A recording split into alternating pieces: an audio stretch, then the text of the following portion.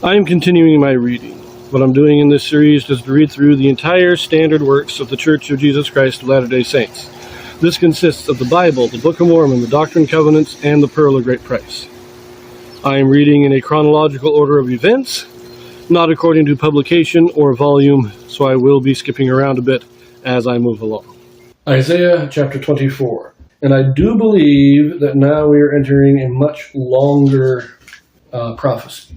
I think that this prophecy will continue through for several chapters. We've been reading the burdens, or the dooms pronounced on many different nations. Now I think we're turning to a general prophecy of the last days, really. But let's just read it.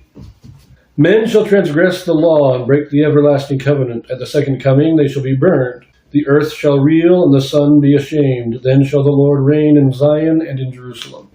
Behold, the Lord maketh the earth empty, and maketh it waste, and turneth it upside down, and scattereth abroad the inhabitants thereof. And it shall be, as the people, so with the priest, as with the servant, so with the master, as with the maid, so with her mistress, as with the buyer, so with the seller, as with the lender, so with the borrower, as with the taker of usury, so with the giver of usury to him.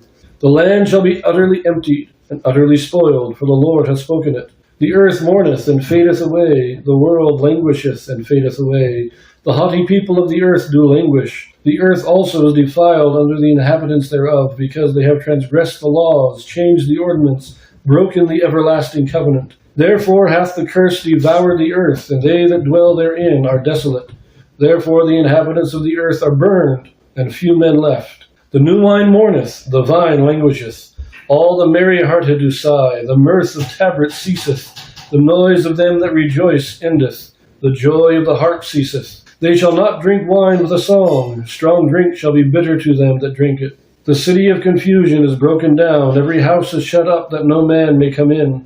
There is a crying for wine in the streets, all joy is darkened, the mirth of the land is gone. In the city is left desolation, and the gate is smitten with destruction. We'll have to read a little bit more here, but this sounds either a lot like the Great Apostasy or the time that we are actually living in just before the second coming, where misery and pain and just turmoil is covering the earth. Now, in the end, of course, we have there'll be a few, the inhabitants of the earth are burned and a few men left. And when it says the earth empty, maketh it waste, and turneth it upside down, meaning it's going to be completely emptied out. It's going to be completely, the wickedness of the world is going to be completely destroyed in that day. Let's see if the rest of the chapter will give us some context as to exactly when this is, because, as I said, this could be the Dark Ages. It could be even just before or just during the Reformation period. It could easily be today as well. The world is in wickedness. And because of that wickedness, the earth itself is being wasted. It is being destroyed by the wicked. It is being the ordinances are being destroyed, and the covenant is being undone. They change the ordinances, break the everlasting covenant. That all happened during the Great Apostasy, and it continues today in the world in various ways. So, anyways, verse 13. When thus it shall be in the midst of the land among the people, there shall be as the shaking of an olive tree, and as the gleaning grapes when the vintage is done. They shall lift up their voice, they shall sing for the majesty of the Lord, they shall cry aloud from the sea. Wherefore glorify ye the Lord in the fires, even the name of the Lord of Israel in the isles of the sea. So I'm pretty sure this is talking about the state of the world just before the second coming, and when all the wicked will be burned. This is the kind of wickedness that is polluting the earth that God's going to wipe out. And when that happens, those who are remaining, while they may mourn their loved ones, they rejoice at the coming of Christ. Verse 16. From the uttermost part of the earth have we heard songs, even glory to the righteous. But I said, my leanness, woe unto me, the treacherous dealers have dealt treacherously.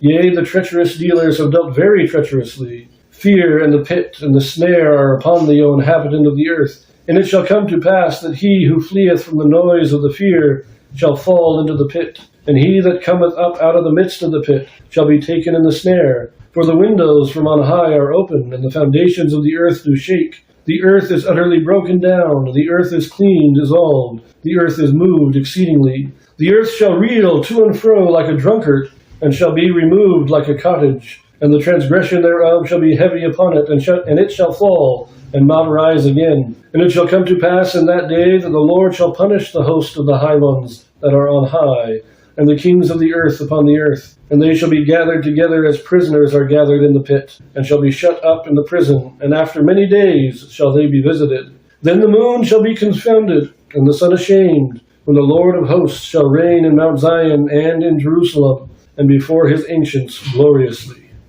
That sounds again like the destruction of the wicked. But I think it is, as it says in the footnotes here, that even though there's rejoicing, even though the remnant that are left of the righteous that rejoice at the coming of Christ, Isaiah is expressing his lamentation, his sorrow over the destruction of everybody else. And yet, this is what's going to happen. Isaiah has seen this in vision, and he saw the destruction, and he felt sorrow over it.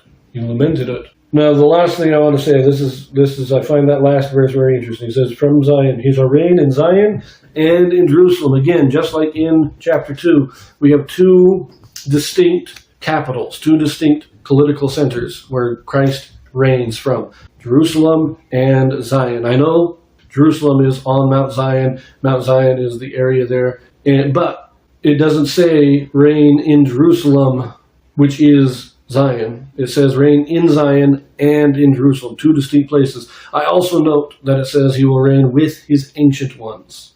Now the footnotes just say these are his elders, but I think this is actually, from my reading here, I get the impression that it's talking about all the saints.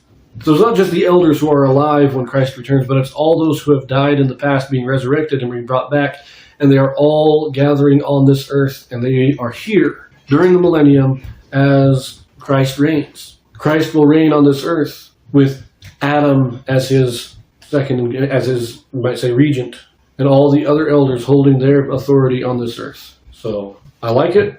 The footnotes help clarify a few things. But in general, it's a very simple. The wicked are going to be destroyed at the second coming. The righteous will rejoice at the second coming, and Christ will reign. Very nice. And we will see you in the next one.